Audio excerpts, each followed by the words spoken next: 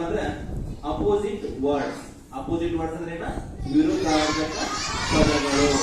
ವಿರುದ್ಧಾರ್ಥಕ ಪದ ಒಂದು ಪದ ಇನ್ನೊಂದು ಪದಕ್ಕೆ ವಿರುದ್ಧವಾಗಿ ಹೇಳ್ತದ, ಅದು ವಿರುದ್ಧಾರ್ಥಕ ಪದ ಆಗ್ತದ. ಉದಾಹರಣೆಗಳನ್ನ ನಾವಿಲ್ಲಿ ನೋಡೋಣ ಬರ್ರಿ. BIG big, BIG big, SMALL small. ಅಂದ್ರೆ ಇಲ್ಲಿ big big big, small small small, big big big, small small small. ಇಲ್ಲಿ ನೋಡ್ರಿ, ದೊಡ್ಡದು ದೊಡ್ಡದು ದೊಡ್ಡದು, ಚಿಕ್ಕದು ಚಿಕ್ಕದು ಚಿಕ್ಕದು, ದೊಡ್ಡದು ದೊಡ್ಡದು ದೊಡ್ಡದು, ಚಿಕ್ಕದು ಚಿಕ್ಕದು ಚಿಕ್ಕದು. ಓಕೆ, ನೆಕ್ಸ್ಟ್ ಮುಂದೆ ನೋಡ್ರಿ.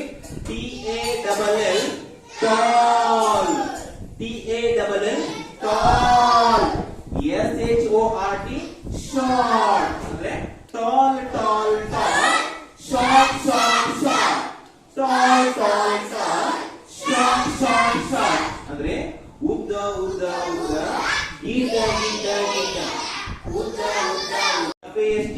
ಫಾಸ್ಟ್, SLOW ಸ್ಲೋ ಅಂತ ಕರಿತೀವಿ. ಅದರಲ್ಲಿ ಕೇಳ್ರಿ.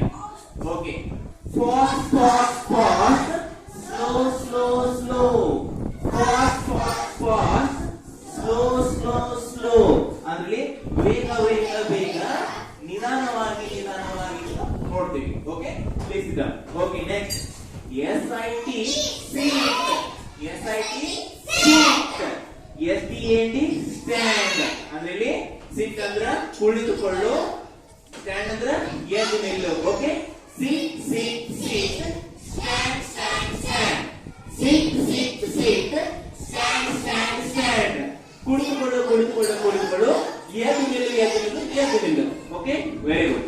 ಇನ್ನು LAUGH laugh, LAUGH laugh, CRY cry, laugh laugh laugh, cry cry cry, laugh laugh laugh,